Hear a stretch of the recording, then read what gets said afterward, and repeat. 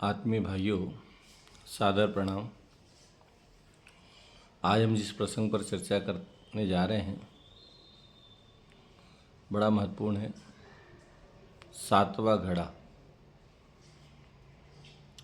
एक गांव में, एक नगर में, राज्य में एक नाई रहता था और बड़ा संतुष्टिपन जीवन था उसका। जो मिला उसी में संतुष्ट जीवन जीकर बड़े आनंद से अपने परिवार के साथ रहा करता था। नित्य प्रति मेहनत करता, पुरुषार्थ करता, परिश्रम करता, अपना जो काम था उसको ईमानदारी से करता और उसे में आनंद से जीवन जी रहा था। उस राज्य के राजा, जिस नगर में वो रहता था, वहाँ के राजा ने उसको बुलावा भेजा। कहा भाई आप जो है हमारी हजामत बना दिया करो। तो नहीं सर, स्वीकार होगा। उन्होंने कहा साहब क्या दिक्कत है, हमारे देश के राजा हैं, इनकी तो बनाना ही चाहिए। तब वो रोज जाता, राजा की हजामत बनाता, बदले में उसको एक स्वर्ण मुद्रा मिलती। उसके कारण उसे घर की व्यवस्था और सुचारू व्यवस्थित हो गई। उन्होंने कहा और अच्छा धन पर्याप्त मिलने लगा। तो इस प्रकार से बड़ी शानदार उसकी ज़िंदगी गुजरने लगी और घर में खुशियाँ छा गई, आनंद आने लगा। अब धन भी बढ़ गया, सुख सुविधाएं बढ़ गई, साधन बढ़ गए। रोज प्रति ईमानदारी से अपना कार्य करता, राजा की भी हजामत बनाता, बाकी समय में अपने कार्य निपटाता और इस प्रकार से बड़ा ही सुख और चैन से, आनंद से उसका जीवन बीतने लगा। और इस क्रम से वो नियमित अपना जीवन जी रहा था। तो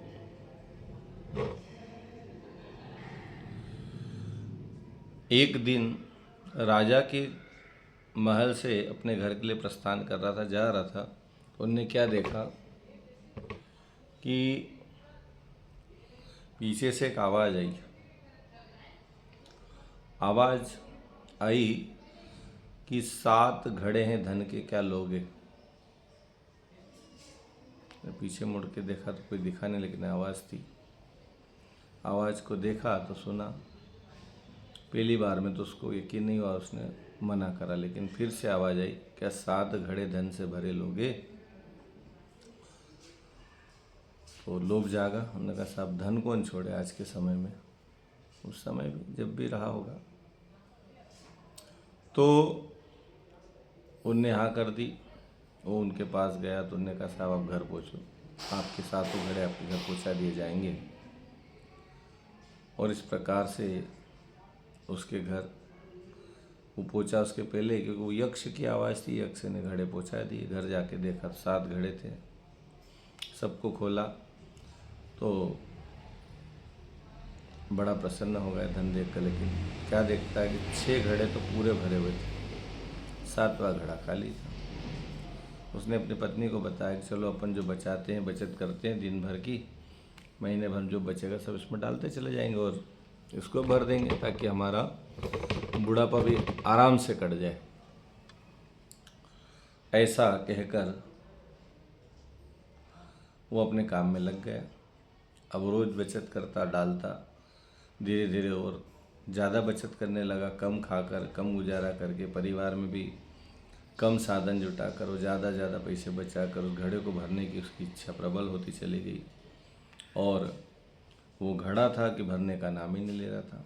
इधर घर में कमी पड़ने लगी तो आपसी विवाद बढ़ने लगे, बच्चे झगड़े करने लग गए, परिवार में कलह पैदा हो गया। बड़ा दीन दुखी होकर जीने लगा।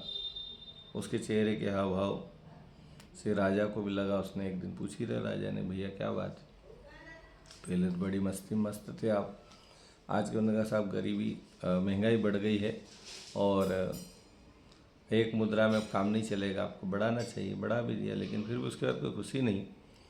एक दिन राजा ने उससे पूछा कि भाई ये बता, कहीं तूने वो यक्ष के 7 घड़े तो नहीं ले रखे हैं।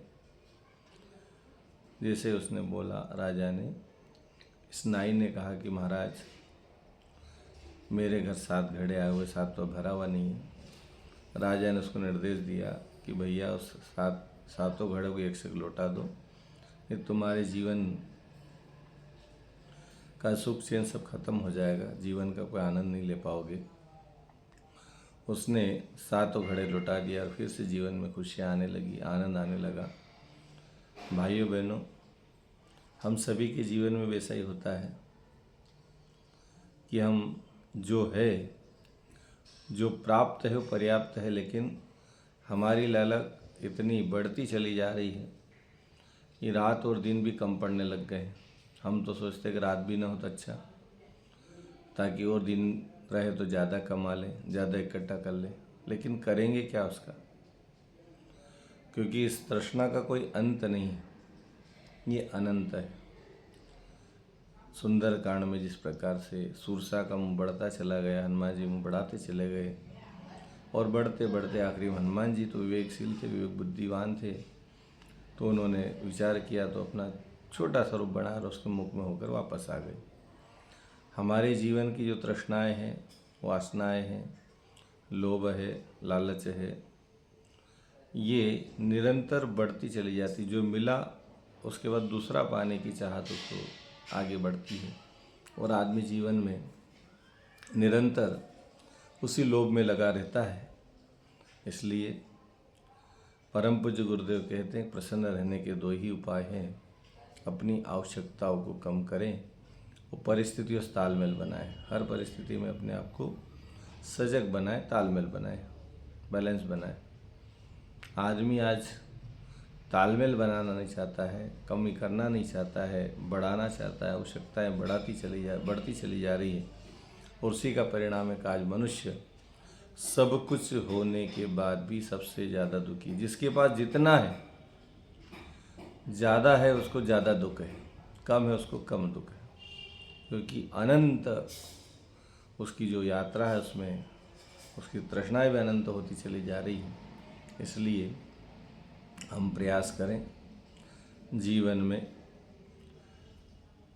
सादा जीवन, उच्च विचार का जो सूत्र है युग ऋषि परम पूज्य गुरुदेव का, उसको हम आत्मसात करें और वैसा ही जीवन जीने का भाव हमारे अंदर आए तो मानव जीवन जो सूर्य दुर्लभ का है, श्रेष्ठतम है, उसका हम सदुपयोग कर पाएंगे, उस जीवन का आनंद भी ले पाएंगे। नहीं तो आनंद ऐसा ही चला जाएगा, जीवन ऐसा ही बीत जाएगा और आदमी की ज़िंदगी कब ख़त्म हो जाएगी पता नहीं चलेगा। इसलिए हम प्रयास करें जीवन को शानदार, सुव्यवस्थित, सुंदर बनाएं और उपयोगी बनाएं, लाभकारी बनाएं, आनंद प्राप्त हो, खुशियाँ प्राप्त हो, जीवन सुख प्राप्त हो। इसलिए हम प्रयास करें। नहीं तो लोभ के 7 घड़े, 7 दिन का समय रहता है और मरना भी 7 दिन में ही है और ये 7 दिन कब बीत जाएंगे पता नहीं चलेगा, कौन सा दिन हमारा आखिरी हो जाएगा। और इसमें हम जो कमा रहे हैं वो कमाई यहीं छूटने वाली कमा रहे हैं। नेक कमाई कर ले रे भाई, पता नहीं जिंदगानी का। अच्छी कमाई हो, नेक कमाई हो, जो हमारे साथ चल सके, जीवन के साथ भी रह सके, जीवन के बाद भी रह सके, ऐसा प्रयास हम करें। ओम शांति।